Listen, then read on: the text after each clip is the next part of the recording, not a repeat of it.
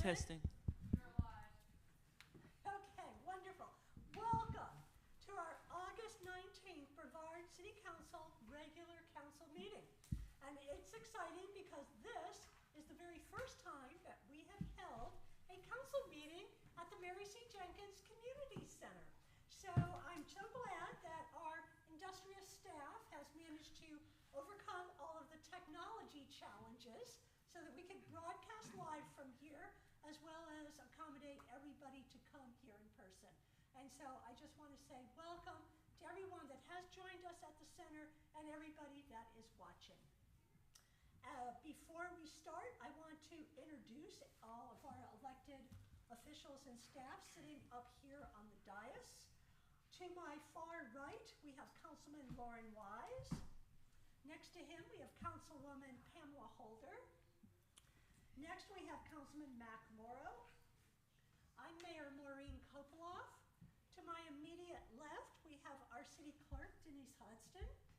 Next to Denise, we have our Mayor Pro Tem and Councilman Gary Daniel. And on my far left, we have Councilman Aaron Baker. This evening, our other staff members are seated down at their own table. Seated down there, we have our City Attorney, Mac McKellar, and our City Manager, Wilson Hooper. Okay. With that, I would like to ask Councilwoman Holder if she would please give the invocation tonight. Let us pray. Almighty God, how excellent is your name in all the earth. Thank you for this day that you've made, and we rejoice and are glad in it. Now is the time, Lord, that we come together to discuss the government business of Brevard, North Carolina. And we ask, God, that you would guide our discussion, that you would guide our thoughts. Thank you for the heart and compassion that we have for this city in order to sit in these seats. And we ask, Lord, that you would open our hearts to be able to receive what we hear from one another. And Lord, that you will open our minds to be able to comprehend what you will have us to do for this great city. Thank you, Lord, for this opportunity to come together tonight. Thank you, Lord, for those of us who are gathered here. Thank you for this space at Mary C. Jenkins. We give you the praise and the honor and the glory. In Jesus' name we pray. Amen. Thank you, Councilman Holder. Madam Clerk, do we have a quorum? Yes, Madam Mayor, you have a quorum. All members are present. Oh, sorry. I got a little confused in our new location. Oh, yes. We have to do the Pledge of Allegiance. Where's our flag? Oh, behind us. Okay, please stand and join me in the pledge. Attention, honor pledge. I pledge allegiance to the flag of the United States of America and to the republic for which it stands, one nation, under God, indivisible, with liberty and justice for all. Thank you, Mr. Morrow. Okay, now we've got to certify our quorum. Everybody's here. Yes, and you have a quorum. All right. Next, we have the agenda. Council, you have the draft agenda in front of you. Are there any changes or modifications to the proposed agenda? Madam Mayor, I'd like to ask for consideration under M1, assuming the under public hearing J1, traffic schedule amendments, no parking zones and three-way stops, that could be considered and discussed under new business. I know it's not customary, but we've talked about this one so long it seems ridiculous to wait another 2 weeks. Okay. Got your proposed modification. Any other proposed modifications? Do I have a motion to approve the agenda as modified? So moved. Do I have a second? Second. All in favor? Aye. The agenda with the modifications is approved. The minutes of our June 26, 2024 joint trail workshop was sent to all of council. Are there any corrections or modifications? Do I have a motion to approve the June 26 trail workshop minutes? So moved. Second. All in favor? Aye. Also, the August 5th, 2024 regular meeting minutes were sent out. Are there any modifications or corrections to those minutes? Do I have a motion to approve? So moved. Second. All in favor? Aye. Opposed? They're approved. All right, at this time, I would like to ask someone to bring me the public comment sign-up sheet. I believe Tyrese got it.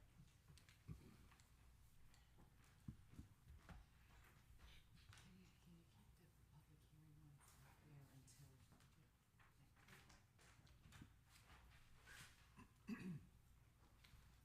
All right, at this time, we have public comment.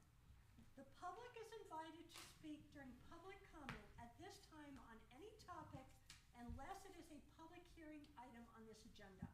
And there are two public hearing items tonight. So if you wanted to speak on the traffic schedule amendment or the dangerous dog amendment, there's a separate sign-up sheet for that. But if you did sign up on the wrong sheet, just tell me and we'll move you to the correct one. Anyone who wants to speak must register with the city clerk, which is what this sign-up sheet is. When it is your turn, step to the podium in front of city council, state your name and address clearly, limit comments to 3 minutes or less, and avoid repetition.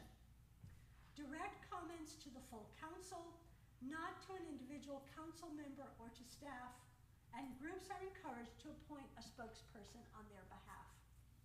I will call people up in the order in which you signed up.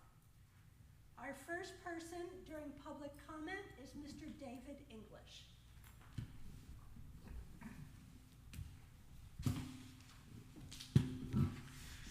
Good afternoon. David English, 37 Grove Circle.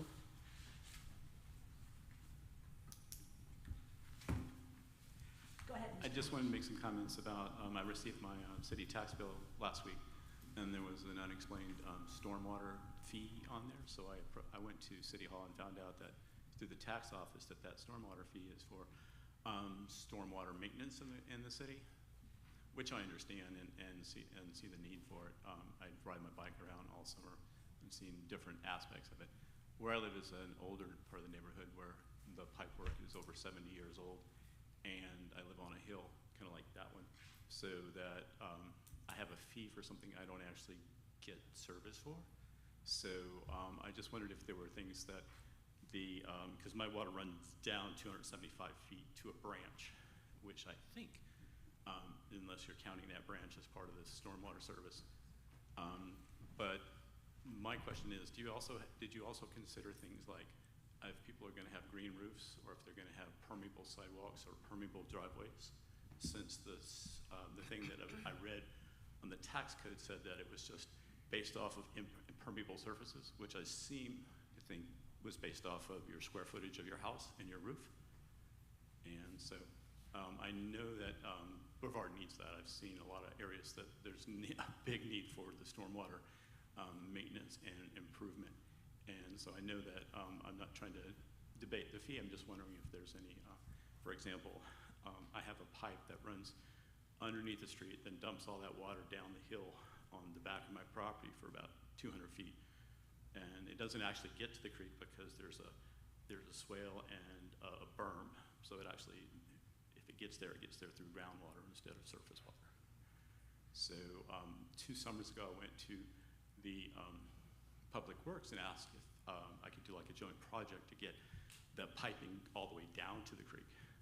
And I left there under the impression that that was all on me, that there was not any kind of city responsibility or city projects that could be jointly done. Thank you, Mr. English. Thanks. Our next speaker is Doug Harris.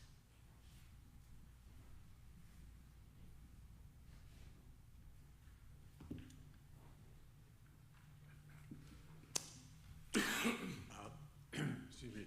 Thank you very much. My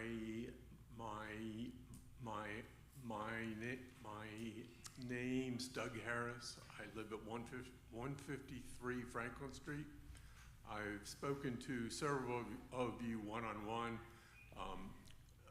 regarding this issue, I understand to make a formal request to have something added to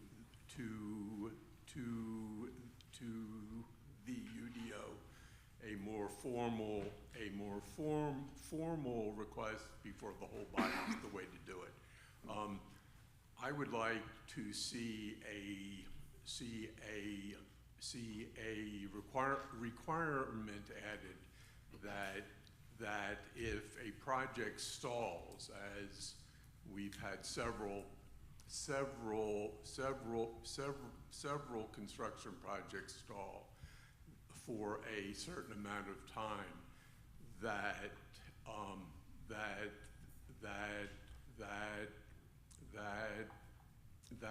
the applicant be required to clean up the site, regrade it, and seed it.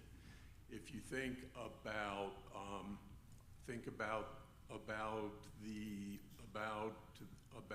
the city camper site, and there's another multifamily residential site out on Old Hendersonville Highway that's been sitting somewhat under construction, but most of the site has not been worked on in quite a while.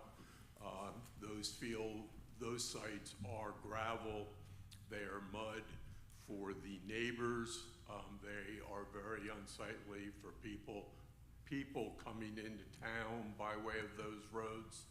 I live on Franklin Street, and my entire back property line is adjacent to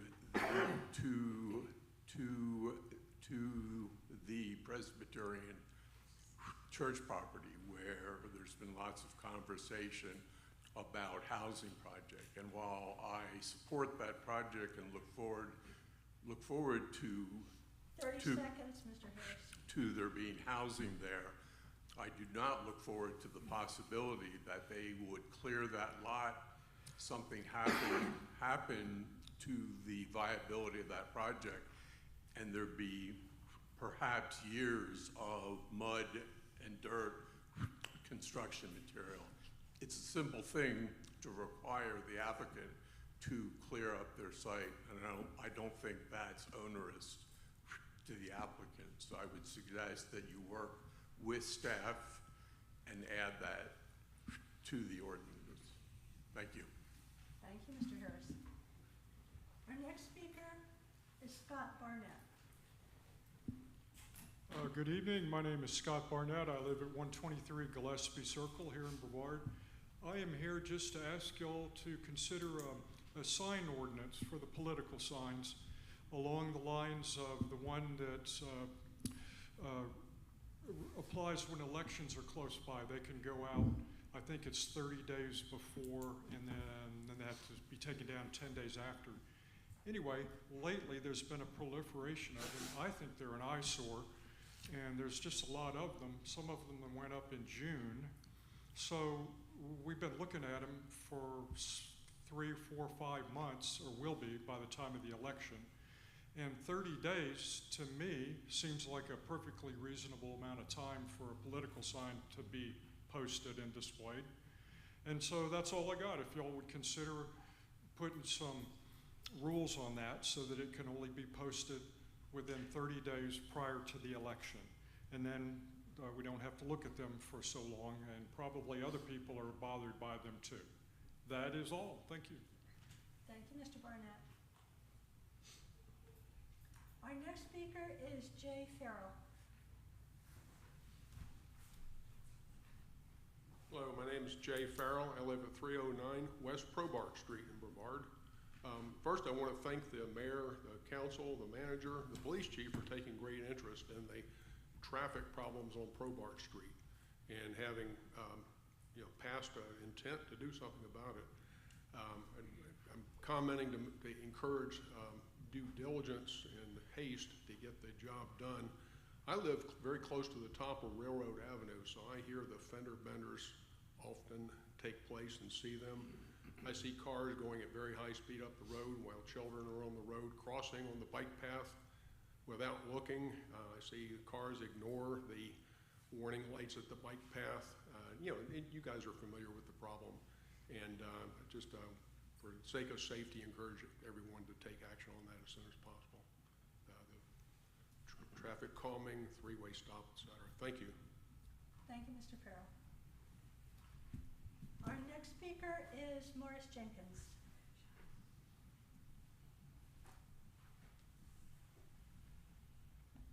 I'm Morris Jenkins. I live at 148 West Probart Street. Thank you for all your work. 2 years ago, several of us went to Wilson and started working on Probart Street traffic calming. He's been most helpful. We've had a public meeting here in Mary C. Jenkins several months ago, and I appreciate all your work on this. I would just encourage to go ahead and approve the stop signs and the plan for the speed cushions without having to have further public hearings. On a different note, thank you to whoever put the grip strips on the bridges at Bracken. It's much safer, so good work. Thank you. Thank you, Mr. Jenkins. Our next speaker is Susie Whitcomb.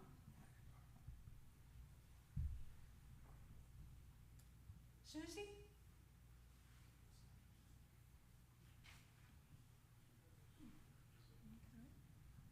Well, we'll move on. Our next one is Linda Gallo.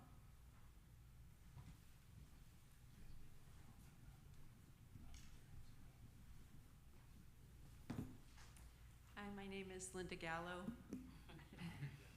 and I live at 671 Probart, and I just wanted to thank you guys for considering and passing and funding the speed cushions and the stop sign for Probart, and I agree with the other neighbors. We just would like to see that happen as quickly as possible, and we appreciate that you guys have had that concern for our street and are taking care of that, so thank you.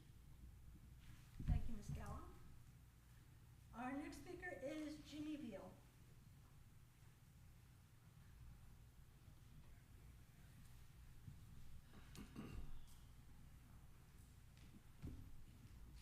Howdy, y'all. It's Jimmy Veal, 187 Pinnacle Road. Thank you again for the opportunity to speak, especially here. I was actually here last Saturday and met Emma Dorsey here. She was here for the Smith reunion. It was a big jolt in my heart to meet her finally.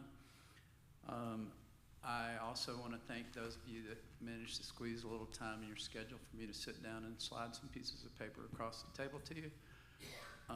And I wanted to reiterate that I'm here to try to rectify the situation with respect to the bottom 200 feet of the Bracken Trail, blocking access to 5 or 6 parcels of land up there. If anybody doesn't believe that the trail blocks access, please call me. We walk up there and walk through it. So I believe that's a pretty factual statement. When I say y'all, I sort of kind of overuse y'all a little bit. Sometimes I'm talking about the council that was sitting here in 2006. Sometimes I'm talking about this council. Sometimes I'm talking about y'all as people. And, you know, we've been through a number of responses on why it's like it is, or maybe why y'all don't need to do anything about it. And I just want to make sure that I'm on record disagreeing with any of y'all that think that you don't need to do something about it. Sometimes people bring up the legal argument. I'm having flashbacks to when I was in kindergarten. My name of my kindergarten was the Golden Rule. And no matter what, this is wrong. This is a big, giant wrong. Blocking access to people's property steals the value of it. In this particular situation, it makes it disappear, and just, you know, you can't pretend that it's not there because everybody's been paying taxes on it for the since taxes started. And I talked to Chris Owens, and the value is based on being able to get access to it. somebody forgot to tell him. I've brought up in conversations with a couple of you guys that in '05, there was a steering committee established to set up the future of Bracken. A short year later, there was a resolution 30 seconds, passed Mr. Beal. that said that the purpose of the right-of-way was for, to construct and improve a road. Nobody told anybody that you were gonna build a bike trail that obliterated the function of the road that had been there for 100 years. So the amount of money that you gave those people was based on pennies on the dollar if you factor in the fact that you have blocked access to their property. So let's try to still work together and come up with a solution. Time, Mr. Beal. Please wrap it up. Because when the lawyers get involved, it gets really muddy and expensive for everybody. I'll reach out to maybe Wilson sometime next week, or maybe Mr. Morrow.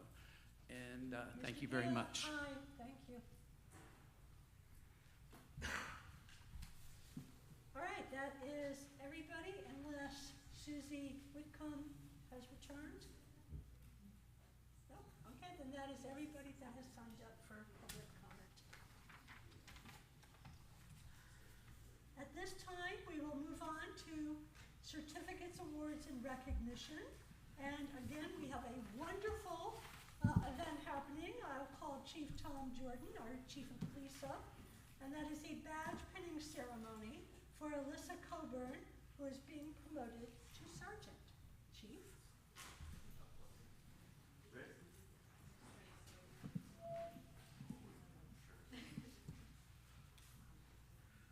With us tonight is a repeat customer, Rick Harbin. It's good to see you. If you remember last time, Rick was with us, and Alyssa is here because she's being promoted to sergeant. She's already actually been promoted to sergeant. This is our first chance to give her her badge. And Rick has, I know, been a source of wisdom for her and guidance. And I think when Alyssa first got in there, it's a little overwhelming at first, and I think Rick really helped her with that. So, aptly so, Rick is here to pin the badge on the Alyssa. So go right ahead. Alyssa, as your former lieutenant, it is with great pride and honor to pin you with the new sergeant's badge. You are the example of what an officer should be. You have the heart of a lion, but as gentle as a lamb. You've a true warrior to the police department, and we thank you. Congratulations, Alyssa. Thank you, Rick.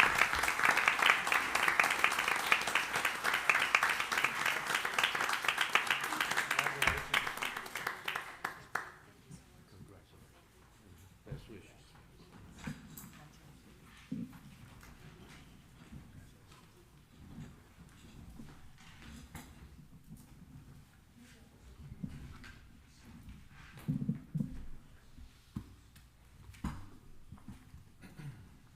All right, the next item on our agenda is a special presentation on housing.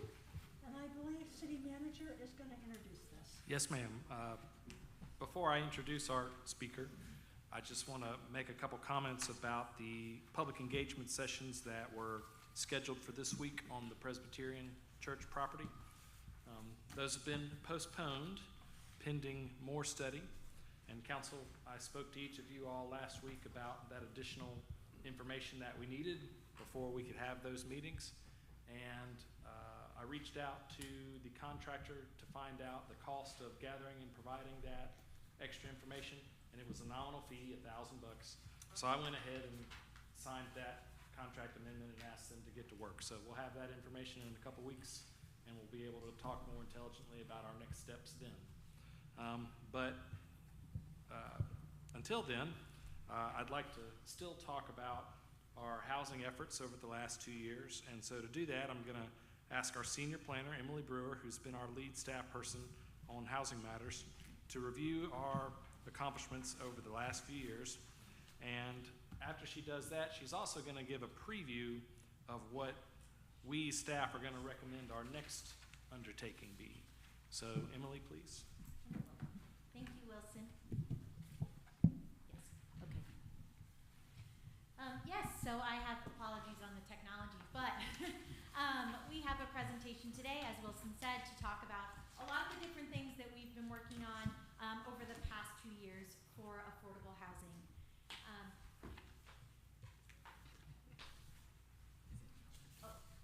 Wrong screen.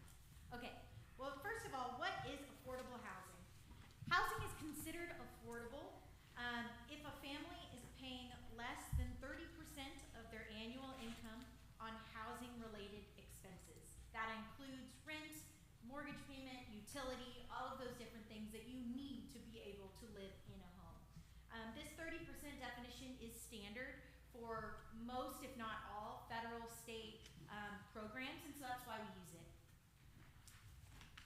But putting that in, sorry, I'm a little distracted. But if we're putting that into context for Transylvania County, the term affordable housing means that it's affordable for a low to moderate income household. The exact income levels vary based on the household size, but this really is meant to serve Brevard's workforce. Low to moderate income households are Brevard's workforce. Teachers, healthcare workers, police officers, restaurant workers, etc. All of these people are really integral to our community, but often are unable to live, to afford to live in Brevard. And here are just a few examples. As you can see, we have a couple different, a senior resident, a restaurant server, a firefighter, an elementary school teacher.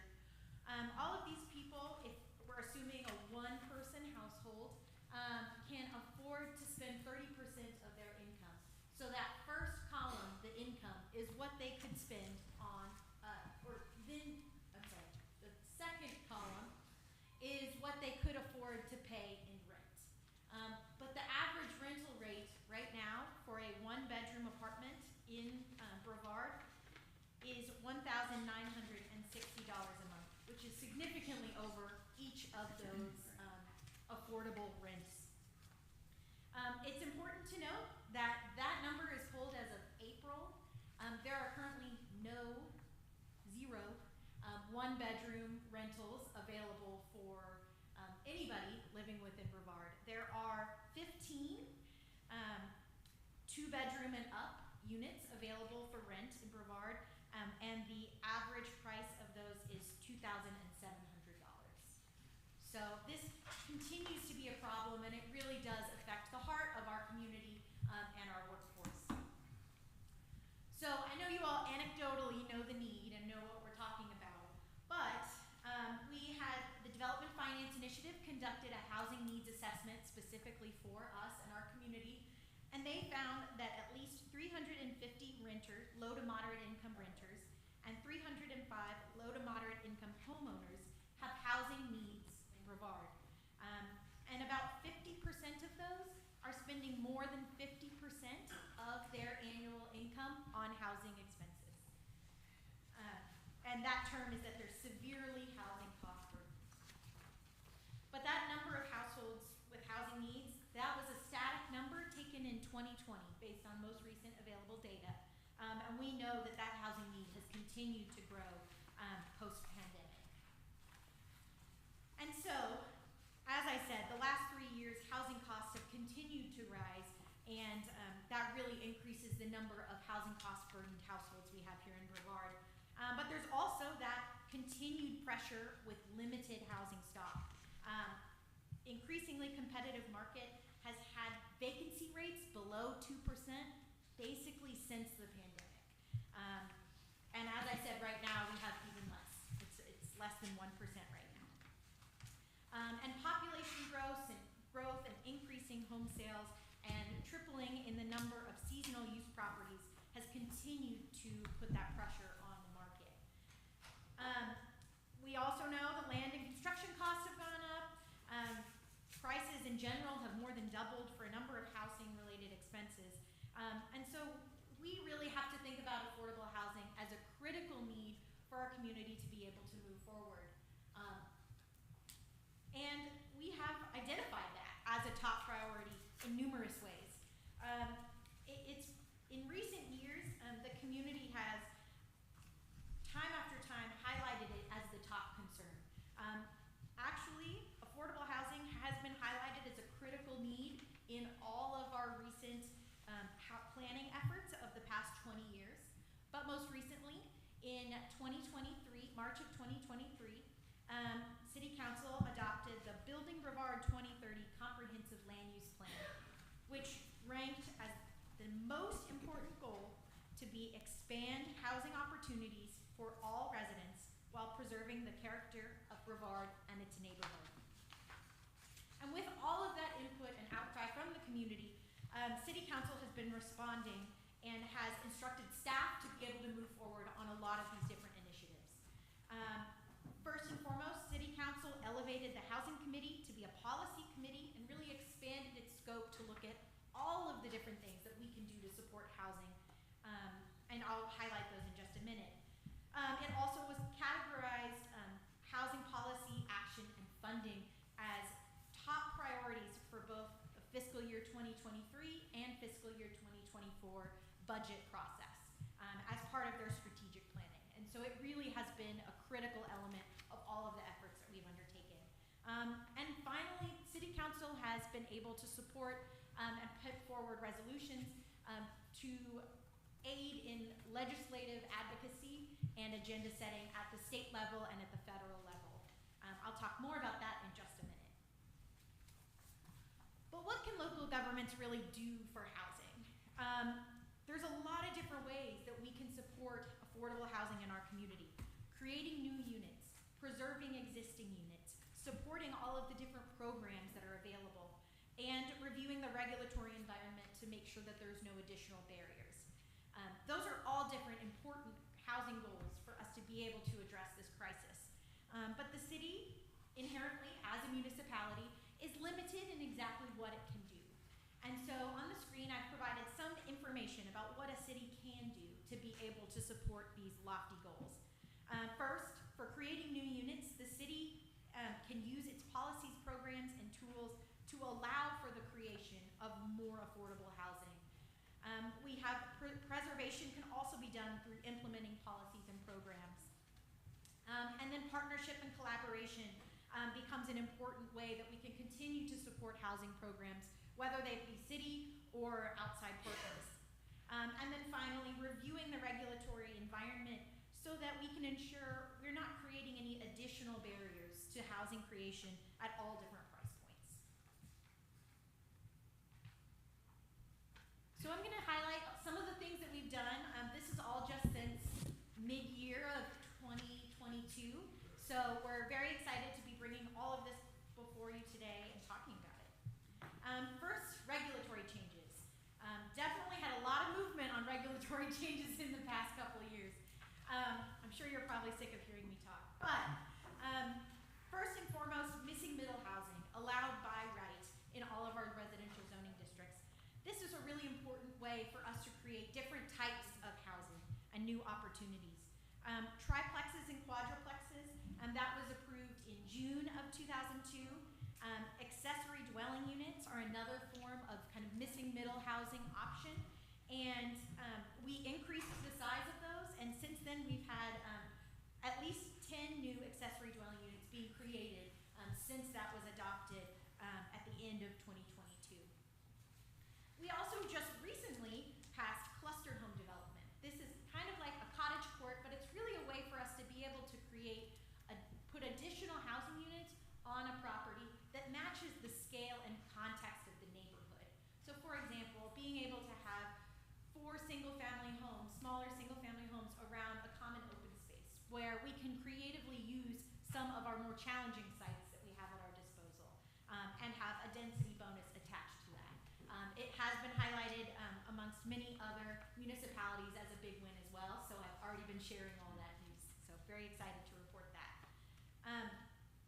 Infill development allowances. This is another way that we can create housing throughout our jurisdiction, really focus on what we require in creating a new lot. We passed the irregular lots ordinance and the reduced road frontage requirements for And then just recently in June, we adopted the subdivision off of private roads in the ETJ to be able to have even more units created off of a private road if it meets our certain requirements, really to allow for some of these larger parcels that still remain to be developed.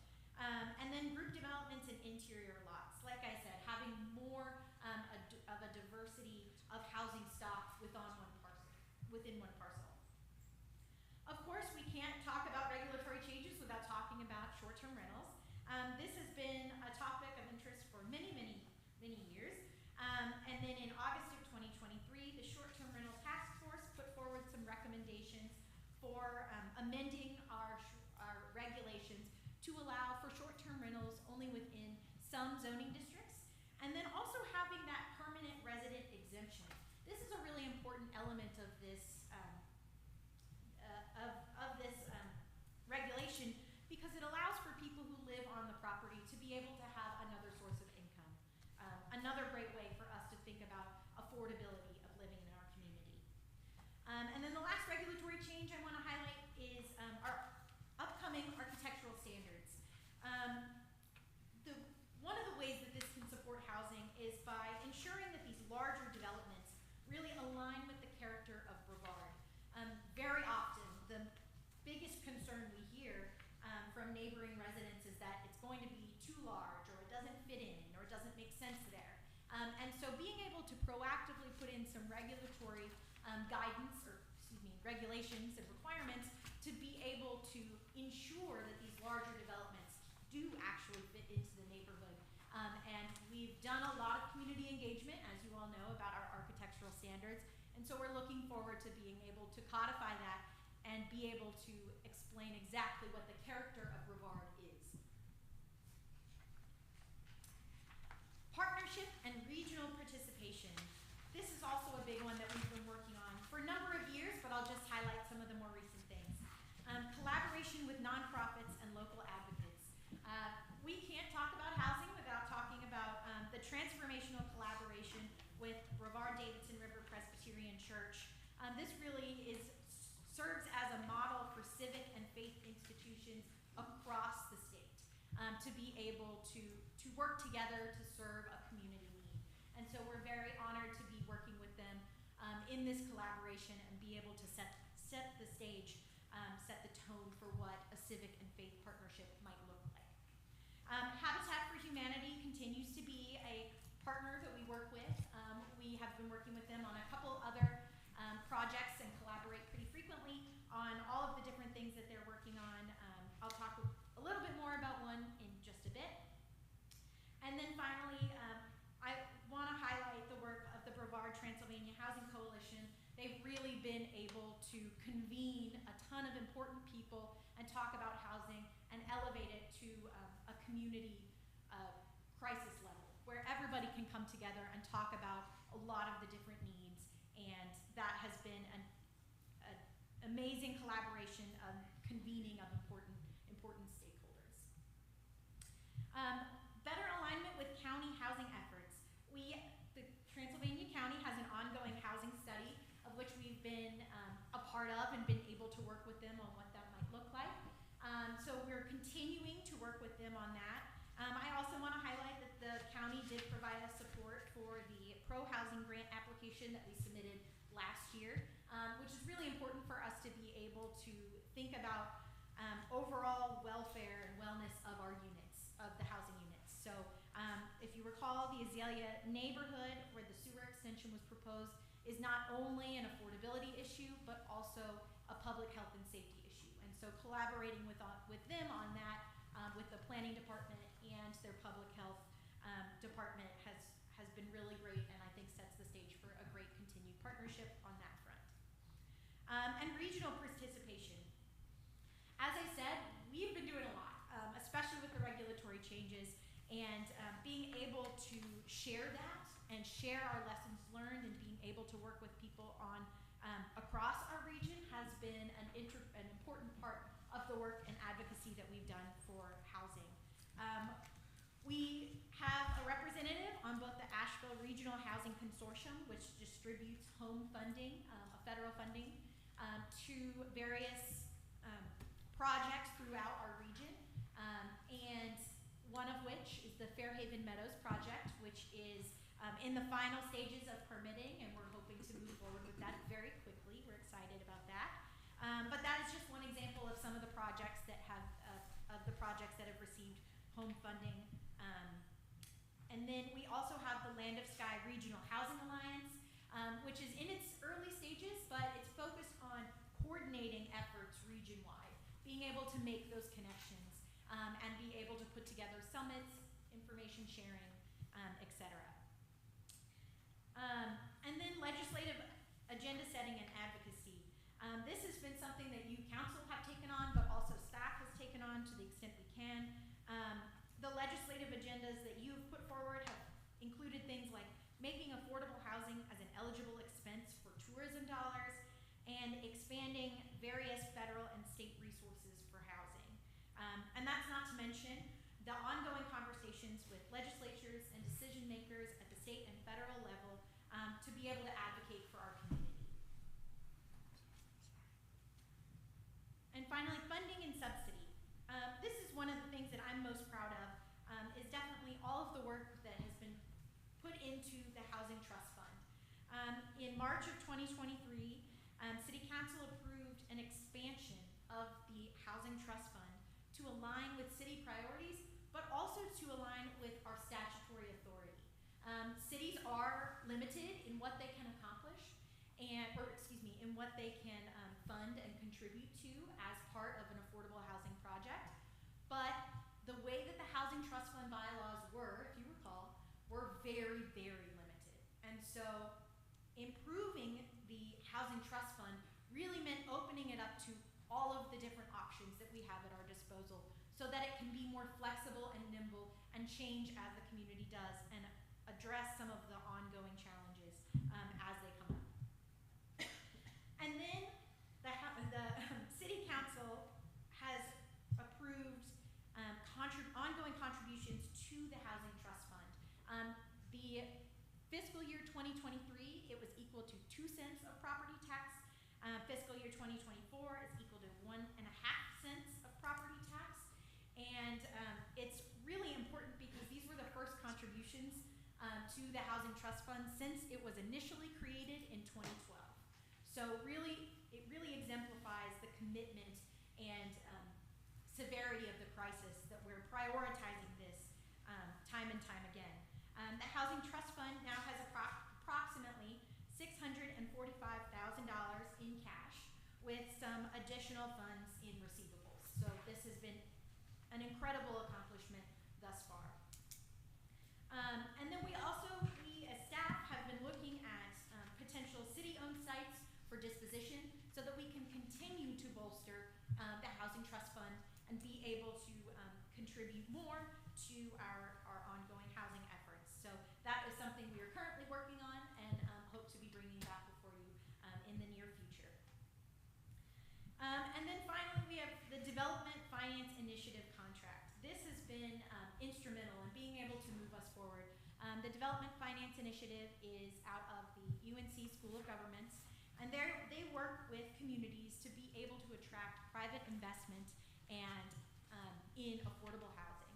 So they've been working with us very closely since February of 2023 and have already done a lot for us. They have conducted a housing needs assessment, the summary of which you saw at the very beginning.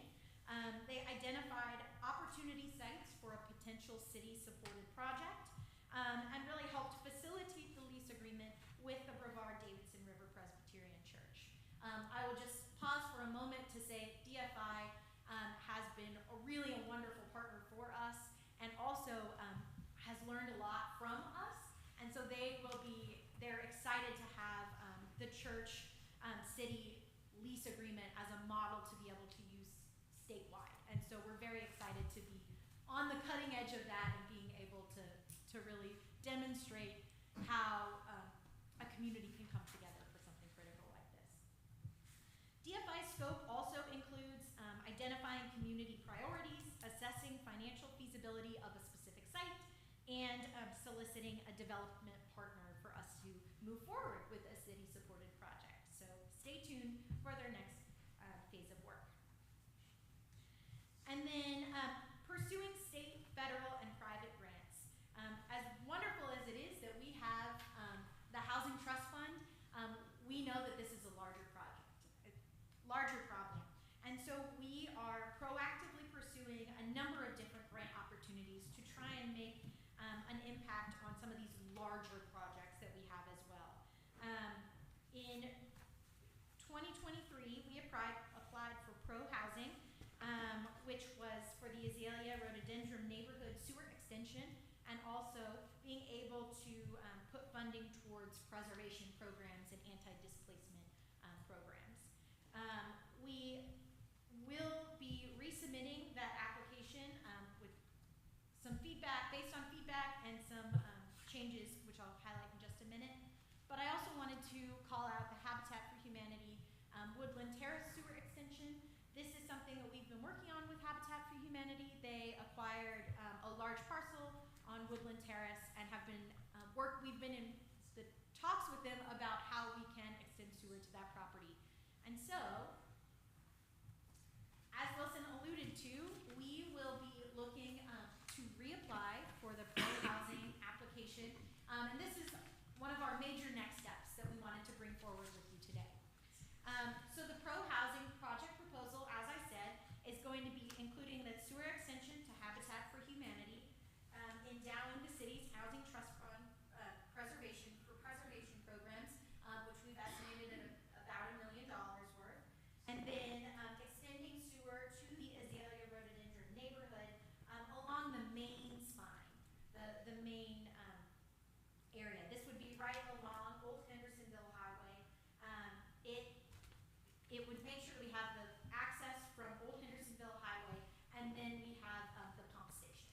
So this will open up a number of different development opportunities and be able to address sewer concerns for a number of parcels along that main spine, but it really helps us position for future funding opportunities down the line. So we're hoping to be able to do a smaller ask for the Azalea Rhododendron neighborhood and be able to use it as a springboard for future funding opportunities. We really hope that this will be a strong application. It is kind of in response to what we received from feedback, but also in how our priorities as a city continue to change and move. And so that is what we are proposing. The funding was just announced last week, and so it's a pretty quick turnaround with the application being due October 15th. So we are introducing it with you here tonight, but we plan to bring the entire grant application to you on September 16th for a public hearing as required by the grant. So we'll be sending out letters and doing all of the notices for that. But we are excited to bring a full application for you on that date. So finally, I just want to wrap up with a few thoughts. It's really important to know that housing has been identified as that top priority time and time again, and council gave us the authority to be able to move forward on a lot of these initiatives. But there really is not one silver bullet. There's no one-size-fits-all solution. And in reality, it actually means we need to have a lot of different solutions and address a lot of different housing types, income levels, etc., to be able to have a strong housing market. And for a local government, that becomes very challenging. We have limited resources, but we have a lot of other assets. Collaboration, creativity, and persistence are critical in addressing our housing crisis. And I think the willingness to partner from a number of the people I've mentioned tonight really exemplifies how important that is and how much of a difference it can make. And the work that we've undertaken so far has really laid the foundation and set the stage for the creation of future housing and also our ability to move forward with some of these larger grant projects and things like that. But we will continue.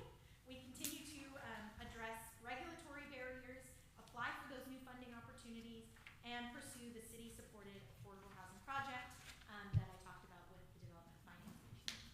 So with that, I will end my presentation and happy to answer any questions. Thank you, Ms. Brewer.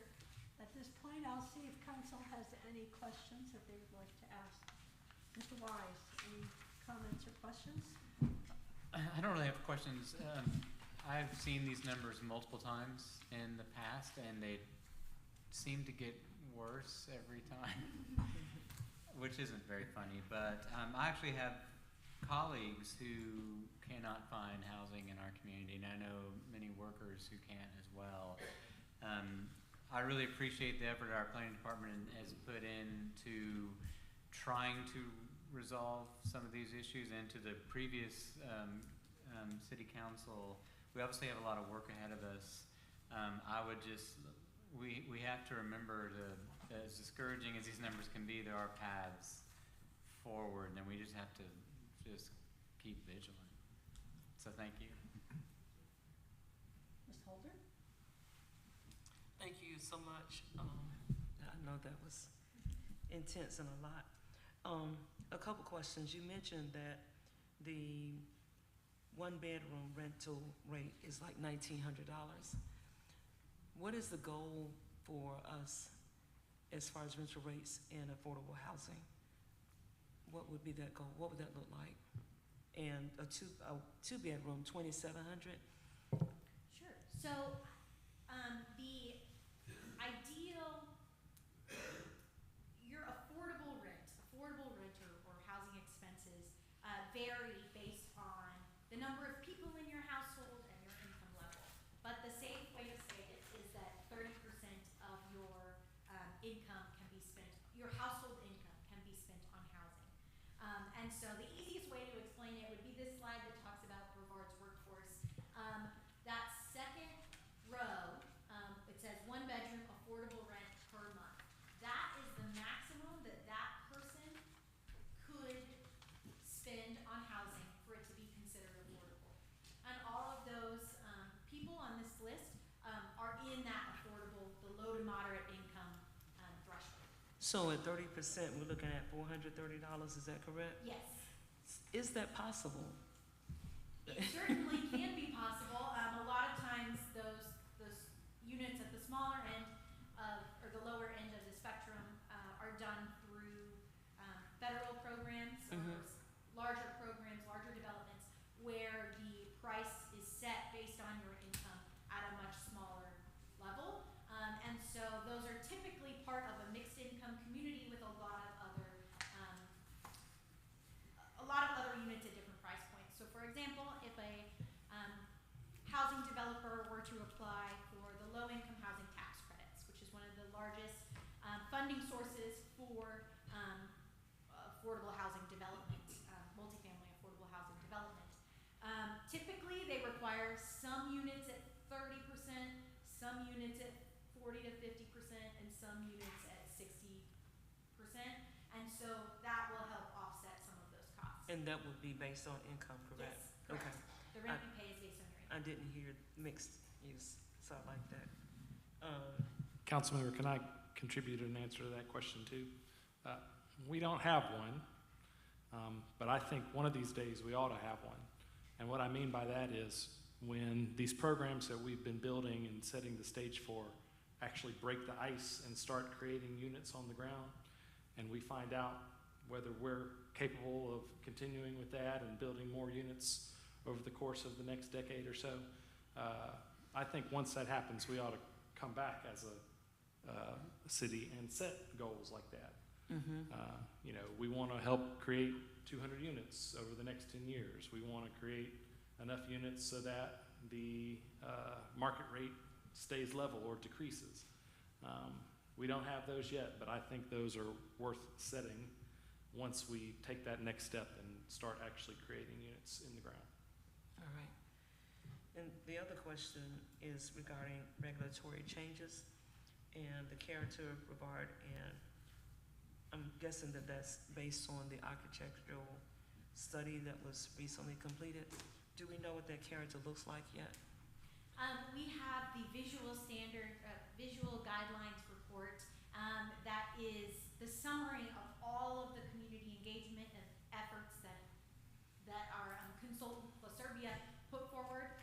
It is a large document, but it does in fact have all of that information, and they are in the process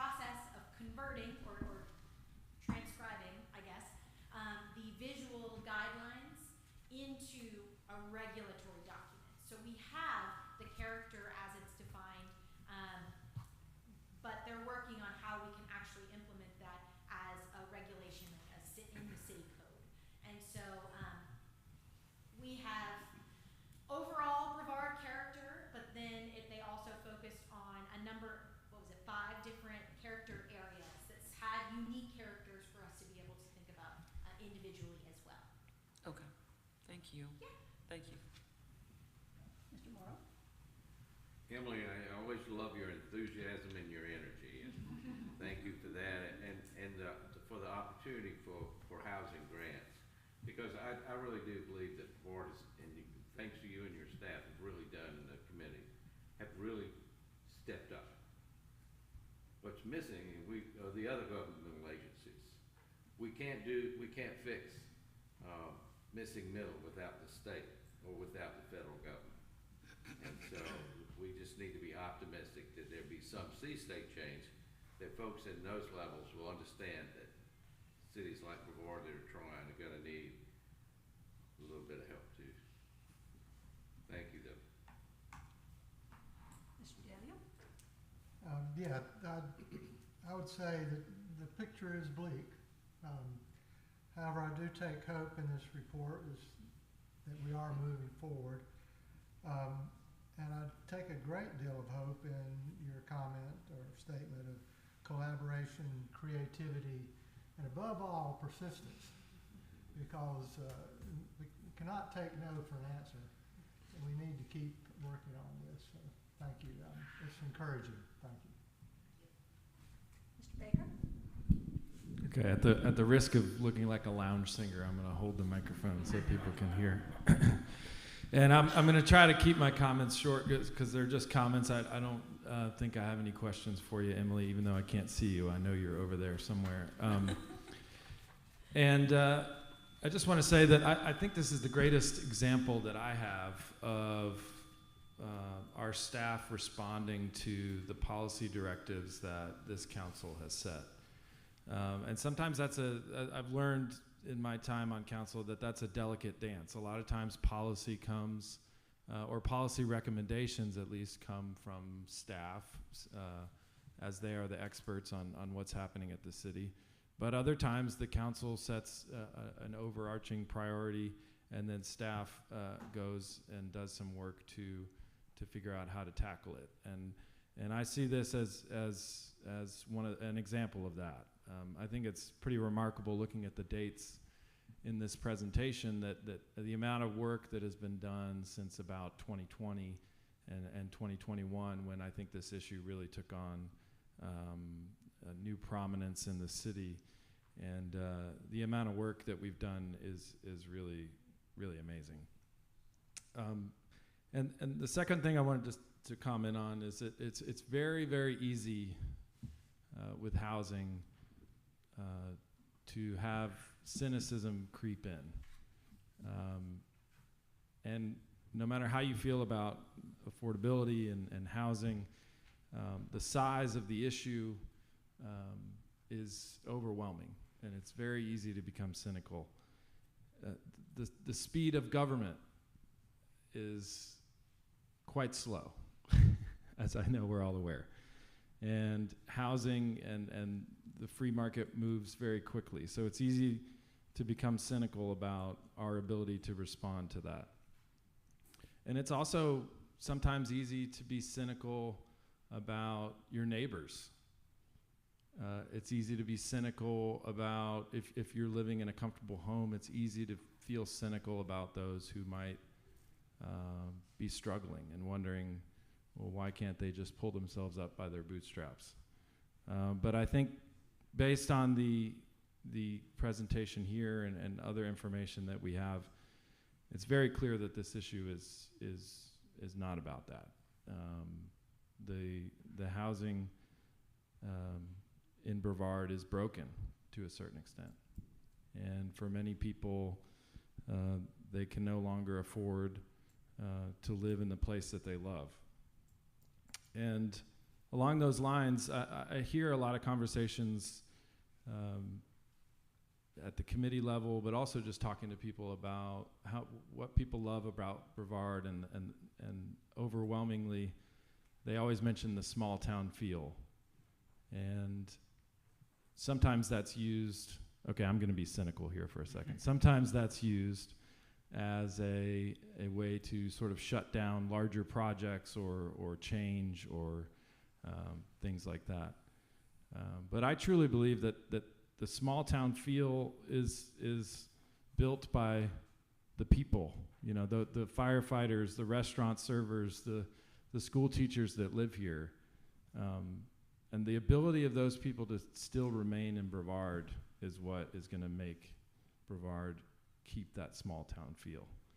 If we become, you know, a resort town for the mega wealthy,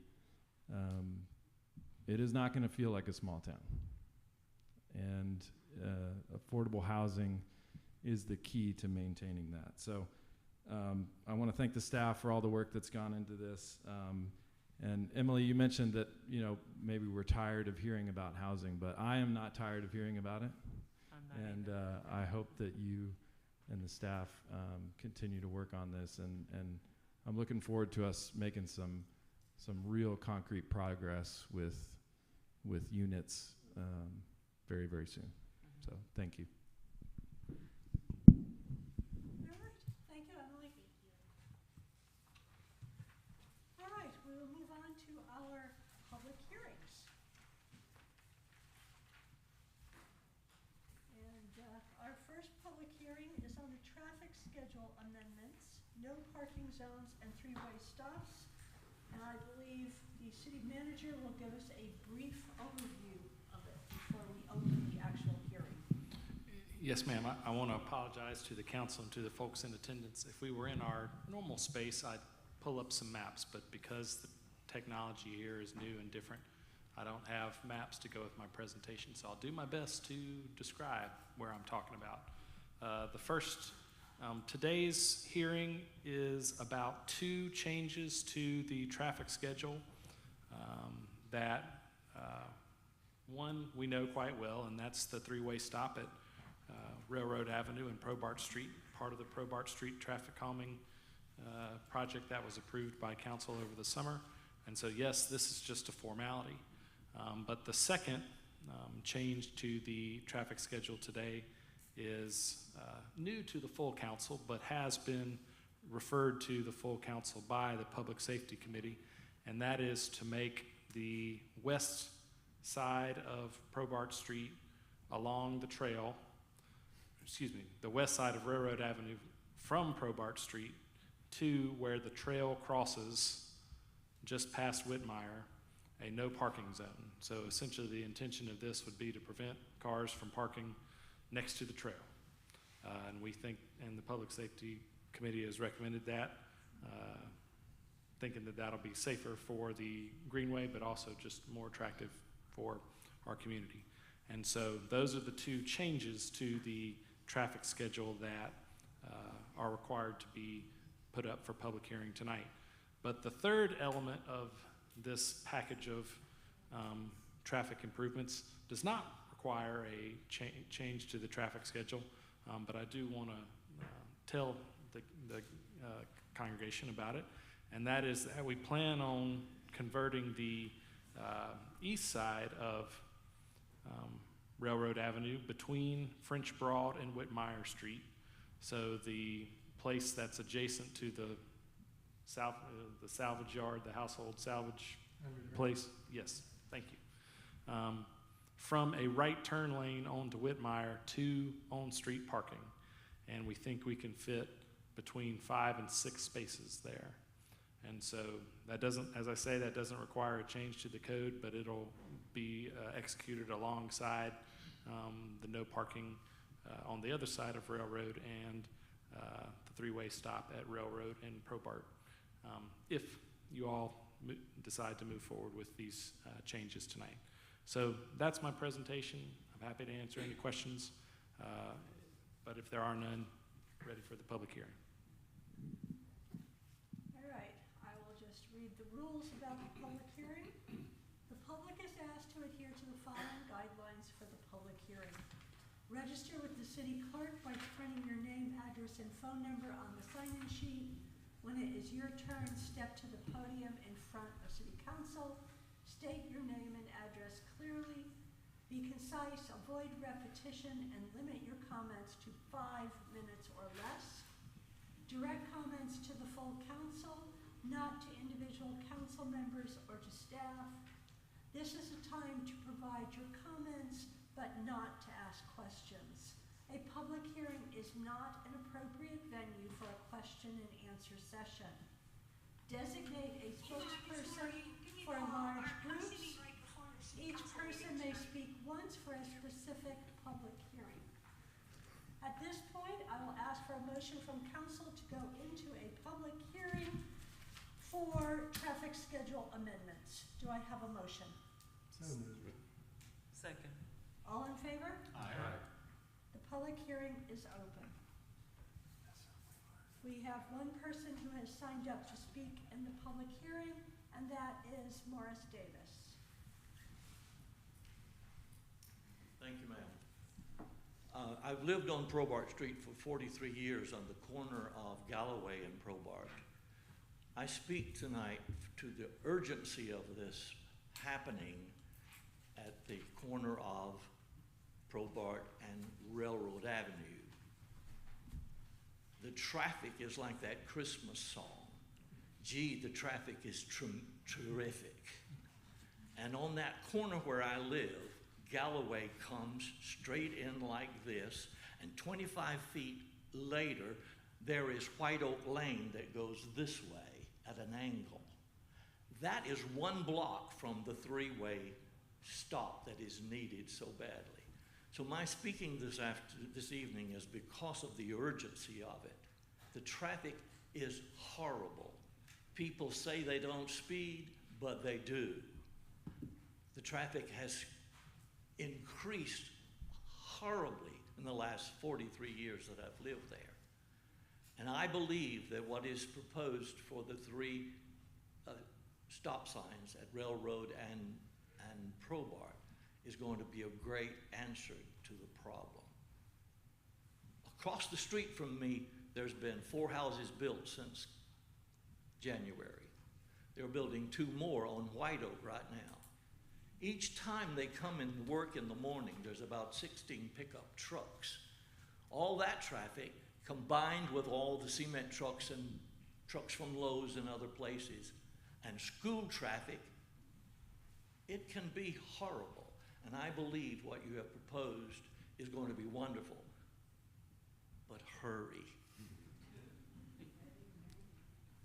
The last time I was here before the council, I prayed, as Ms. Pamela did tonight, and I prayed for sidewalks to be done on Brevard Street, and it worked. Now tonight I don't pray, I just say it's urgent. Lives are at stake. We have lots of children, lots of elderly people. I love white-haired people. They need to be safe. Please, don't wait. Let's get her done, because I believe that it will really help the safety of the people, the many people who live on Brevard Street. Thank you. Thank you, Mr. Davis. Council, that was the only person that signed up to speak. Do I have a motion to close the public hearing? So moved. Second. All in favor? Aye. The public hearing is closed. Our second public hearing tonight is the proposed amendments to the City of Brevard Code of Ordinances, Chapter 14, Dangerous Dogs. And I believe Police Chief Tom Jordan is going to be giving us an overview of this. Not sure where to stand now. Mary threw me off. The proposed ordinance before you, real briefly, just to give you an overview, expands the options available to the city when we encounter a dog that can be deemed dangerous or potentially dangerous.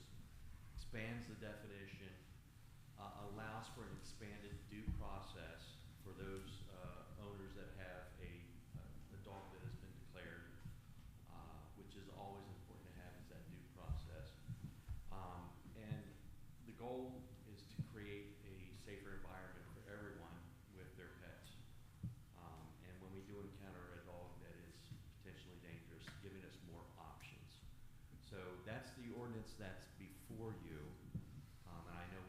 extensive conversations already about this in the Public Safety Committee, so it's submitted for your consideration. Thank you, Chief. At this point, we are ready to go into the public hearing. Do I have a motion to open the public hearing? So moved. Second. All in favor? Aye. The public hearing on the dangerous dog amendment is now open. The first person who has signed up to speak is Susan Azar.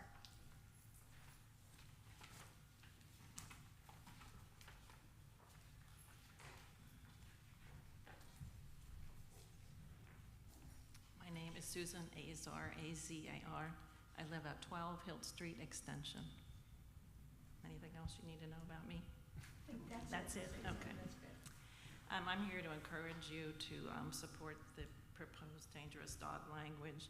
I represent over 20 neighbors, and we've worked closely with the Public Safety Department, or Public Safety Committee, and the Chief of Police on this issue. Unfortunately, we have personal experience with a dangerous dog, which is what started the whole discussion. The language that's being proposed would give the police more tools and give them more flexibility. The current law is actually a North Carolina statute. In our research, we found 3 other jurisdictions that have modified the law because of similar situations and concerns.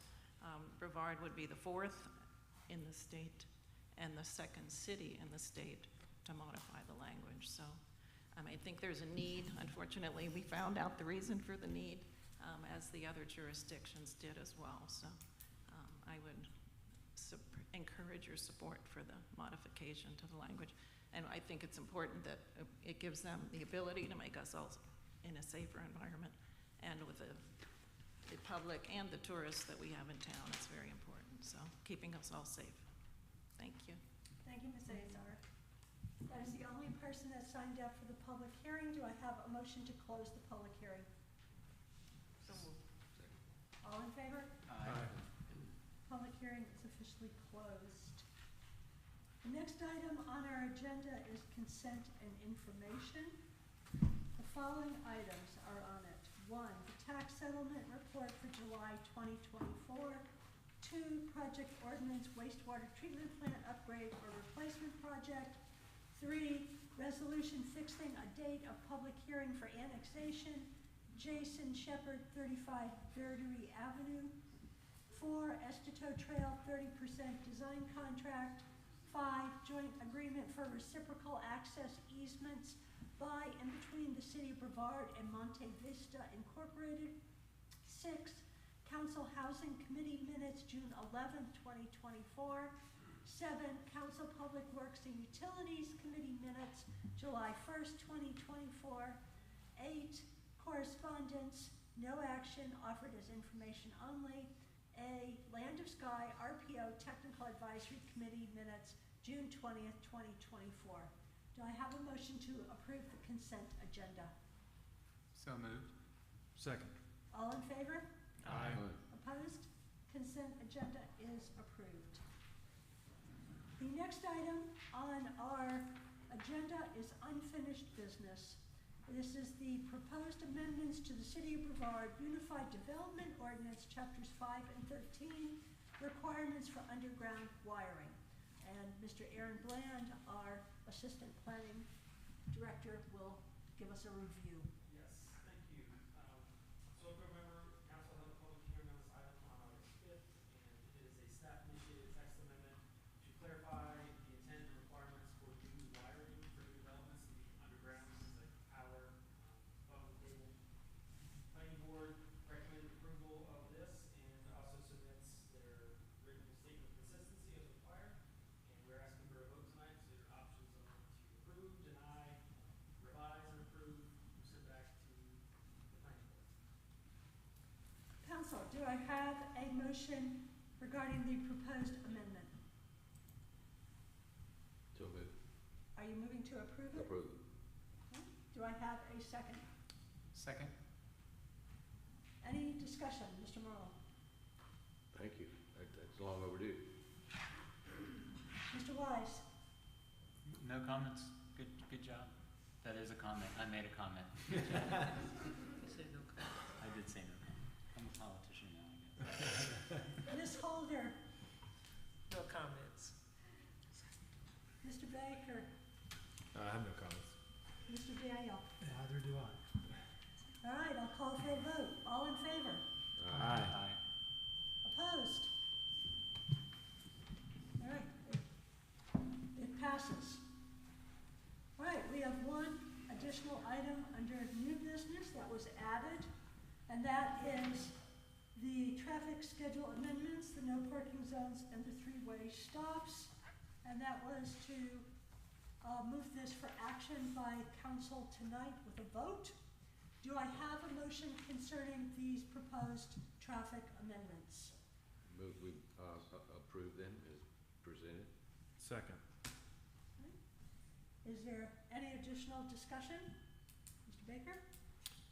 Actually, I did have one question. I know, and it's top of mind because we're looking at the area right now from this vantage point. But I seem to remember we added a section of Mills Avenue to the no parking areas not too long ago. And the section of the code that we're looking at has the no parking areas of which we're adding to, but I didn't see Mills Avenue on there, so I was curious about that. We'll verify that it's on there and Okay. add it if it's not. And the other thing I had was just a comment about the on-street parking on, I guess the lined on-street parking on Railroad Avenue, and just encouraging the staff to move ahead with that as quickly as we can. I know that sometimes on-street parking can be a little controversial, but I'm of the opinion, and I think the data backs me up, that it can be an effective traffic calming measure on its own. And so, just like Brevard has seen increased traffic, Railroad Avenue certainly has that as well. And I think having on-street parking on Railroad where it is appropriate and legal, I think can serve to slow some people down. And I encourage the staff to look for other places where on-street parking might be appropriate. That's all I have. Mr. Daniel? Yeah, I would like to also address the parking there at Railroad. I think adding those spaces is a great idea. I've never understood why there was a turn lane onto Whitmire, and I live on Whitmire. I go that way all the time. I'm like, wow, I get my own lane. But on the other side, I've been concerned about the parking next to the trail. It creates an eyesore, and it has. The work that our staff has done to beautify the areas around the trail is undone by these vehicles that are parking there. I understand that there's going to be a curb place there, and I also would recommend haste on that. I would like to see that shortly. And I also would like to say that I think because this is a change and there's such a habit of parking there, that some signage might be helpful. So, but I look forward to seeing a positive result from this. Yes, sir. We plan on posting some signs there. They'll probably be erected before the curb goes in. I don't think we've scheduled that one yet, Wesley, but it's on our agenda to do. The stop signs at Brevard and Railroad will go up within the week, and the speed cushions are expected to arrive in about 4 weeks, and we'll schedule their installation shortly thereafter. And I just have to confess, we've never installed those before, so it might take us a minute to figure out how to do it, but we'll hope to have those up in a month or so. Mr. Morrow, any comments? Good, thank you. Ms. Holder? No, thank you.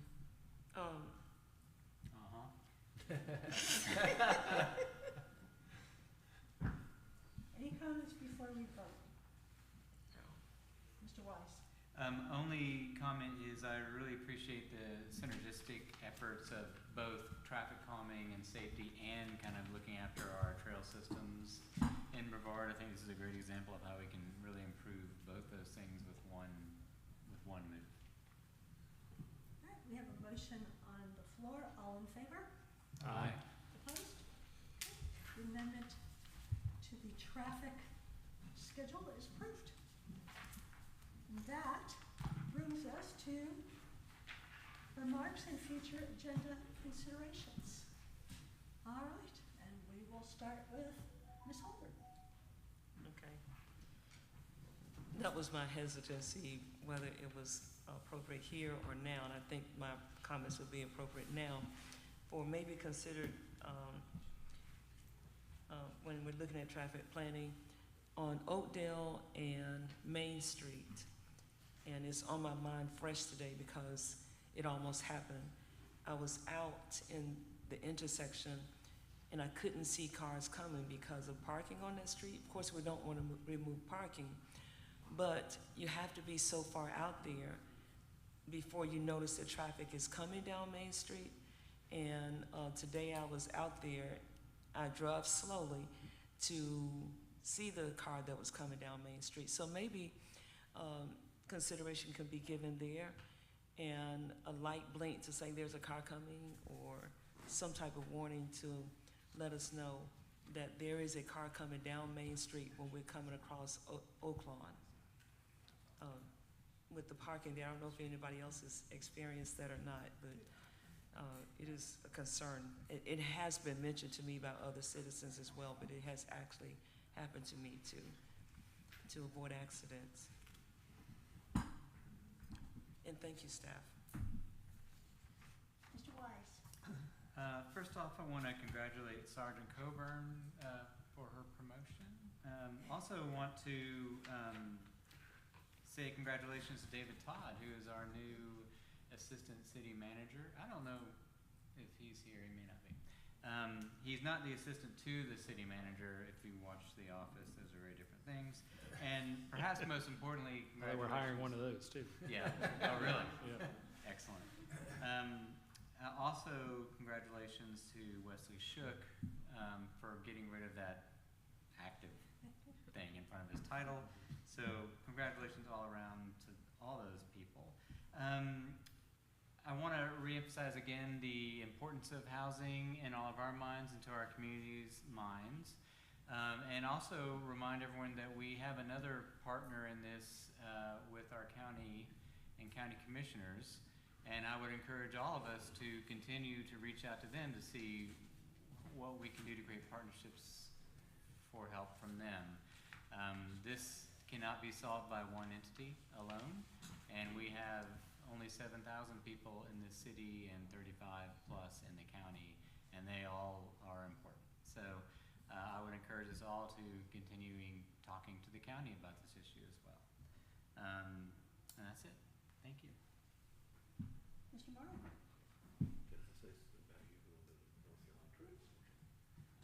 When I found out last week that the mayors he chose one or two mayors to go to the North Carolina Trails Conference this year. And doesn't Brevard have one heck of a story to talk about trails? Well, can't believe it, but even in today's paper, there's a whole nother, the state, North Carolina State is recognizing, we're one of 15 communities to recognize 7 outdoor trails. So again, you're gonna have a lot to say in 15 minutes. I'm working on it. I think that's a real plug to recognize the achievements the city's made in trails in the last. Yeah, a little overboard. Mr. Daniel. Well, to somewhat echo Mr. Morrow's comments, I'm often sitting at these meetings thinking, boy, what a great staff we have that's making all these things happen. And I just wanted to say, appreciate it. Thank you, all of you. Mr. Baker. Yeah, well, I'm surprised everybody left this to me, but I just wanted to talk about where we are and that I'm proud to be in this space. You know, I'm going to be a bad politician here and not take credit for something that I really had nothing to do with, honestly. And my name is actually on the plaque that's on this building, but so much of the work that went into creating this space and reopening this center happened in the decade before I was on council, and a lot of people on this stage contributed to it. There's a lot of other people who aren't here who contributed it to it as well, and there's too many to name, but it's a great representation of the city of Brevard. But it's also a very symbolic building, and I think it's symbolic for us to be here and really celebrate, the importance of the history of Rosenwald and black citizens in Brevard, but also of our future as a city, as one collection of people, a collection of communities, and so I'm really proud that we were able to make this happen, and I don't know all the folks that contributed to it, but I have a sneaking suspicion that Denise and Tyree and Becky had a lot to do with it. So I'm sure there were others, but thank you guys for all your help in making it happen. The other thing that I'm proud about was kind of buried in consent, but it has to do with the Esteto Trail and working towards 30% design plans on the remaining sections of the trail. So we have the section in Tannery that was complete last year, and we have the other section in Tannery North that will be completed early next year. But we still have a couple sections to get us all the way from Main Street to the high school. And that has been on our plans for a very long time, but the rubber is starting to hit the road, and we're going to get design plans on that and hopefully get some 6 months. 6 months, all right. And so I look forward to seeing that, and hopefully that will lead to grant money and other progress that will help us make that dream a reality. And I'll just say finally that I'm proud of our work on housing. I know I went on too long probably in my earlier comments, so a lot of work has happened there, and I'm really proud of that. So I think that's all I have tonight. Thank you. Madam Clerk. I just really, really want to thank Tyree. You are the host with the most, man. That's all I got to say. This looks fantastic. You did a lot of work. And I saw her a minute ago, Catherine. I'm sorry, Catherine, I don't know your last name, but Catherine worked very closely with Tyree and Becky to help us with the streaming. And so Tyree, Becky, and Catherine, thank you so much for all that you did to make this possible this evening. And we have food. And Tyree even brought food, yes. He's making me look really bad. Mr. Attorney. I have nothing to add tonight. Mr. Manager. Yes, I wanted to reiterate what Lauren said. He stole my thunder. And announcing Mr. David Todd as our next Assistant City Manager for Infrastructure, Utilities, and Public Works. I didn't know until after we hired him that he was actually a known commodity in this community already. But he is, having worked at Acosta Mill earlier in his career and built up a strong network of community members there. But that's not what made him qualified for this job. It was his most recent stop as the Associate Vice Chancellor of Campus Operations for UNC Asheville for the last 20 years, where he's overseen capital projects that are just as valuable, if not more so, in terms of dollars than the capital projects that we are expecting to undertake here in the years to come. And so he brings a strong skill set and familiarity with North Carolina construction laws, bidding laws, all those things we have to navigate around for big capital projects.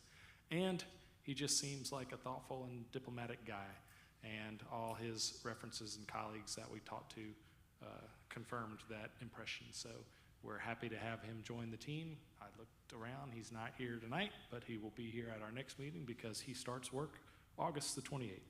And so council, on that day, if you wouldn't mind, if you're able, coming around and greeting David, that would be much appreciated. And that's all I got. Thank you, Mr. Manager. Well, again tonight, you can see just how much we have going on here in Brevard. And that is a tribute really to the quality of staff that we have. Congratulations, Wesley Shook, who I don't see him. Oh, there you are, Wesley. Getting rid of that acting in front of your name, and now as our Public Works Director. It's amazing the amount of work that that group does, and they are the ones that will be out there putting up that stop sign very, very shortly. So, let's keep in mind that all of the little things that we want to see in this city happen, it takes somebody to make them happen, and that our staff does just an incredible job. I want to congratulate once again promoting one of our police officers to sergeant. There is nothing more joyful than watching our employees really succeed and progress and, just making a career of working here. And our police are out there, the safety, the well-being of our community. You can see it addressed tonight. You can see it with the police. You can see it with the safety issues. You can see it with the discussions about, dealing with dangerous dogs. But taking care of our people to ensure that our entire community is safe and that this is a place that people want to live. And housing. We have wrestled with this for years. I'll be honest, I went to the Western North Carolina Affordable Housing Conference last week, and there were people representing over 20 different counties and cities. That tells you the extent of this problem. This is an immense problem. We are not alone in this problem, but we are really, I think, leading the way in a lot of different initiatives. And that is thanks, again, to our wonderful staff for that persistence and that creativity. And we are building those collaborations and we are building those partnerships because, of course, no one can do this alone. And we are partnering with our faith organizations, our nonprofits, as well as working with for-profit developers that go after the LIHTC. And we're hoping Fairhaven Meadows breaks ground shortly. So there are things happening. We are moving forward. It is a slow, step-by-step process, but that's how we really make progress. And I just want to mention a few other things that are going on. Well, first, I will also mention I had the honor of representing us at a couple of events over the weekend and last week, and that was Brevard College. Their new students came, and I got to go and welcome them to our city. Again, building that collaboration, building that interaction between major institutions, the city, the college, the music center. We are all part of this community and welcoming them to our community. I also went out to the Schenck Job Corps, and I have to say, if you are not familiar with the Job Corps, you need to get last Thursday's Transylvania Times. Yes, John, I'm giving your paper a plug here. There was a great write-up on page A2 that explains what the Job Corps does. But I went out Friday to be with these young men and women, and it was their career day. They were talking about with businesses about looking for jobs. But this is, again, an incredible program that really helps our community. It builds the future for people, and we have it right up the road. I don't think we often recognize enough all of the incredible players that we have that together build our community. So Schenck Job Corps, great time with some of our local businesses that are looking to hire the young men and women who have gone through this job training, now looking to go out into that workforce. So again, just a joyful time to really be there representing the city. I do want to mention that we have a couple of events coming up. This Sunday, we have what is called America's 250th celebration. Now, yes, I know that the 250th birthday of our country is the 4th of July, and it will be in 2026. However, how many people are familiar with the First Provincial Congress? Anybody here know about it? Raise your hand. No? Then every one of you needs to come Sunday to this event, because this event celebrates North Carolina's First Provincial Congress, which met in New Bern on August 25th, 1774. And it was the start of what led to the Continental Congress, to the Declaration of Independence, and to this country. So, Sunday, 2 o'clock, over at Silvermont, we will be explaining about this, and we'll have sort of colonial games for kids and activities. This is a partnership between multiple organizations, once again in the community. The county is spearheading this. The city has joined them and is supporting this, as are a number of our nonprofits. So again, since nobody raised your hand, the information is out on our, hopefully our Facebook page and our website on that. We also have another program, which is part of our Age Exchange program.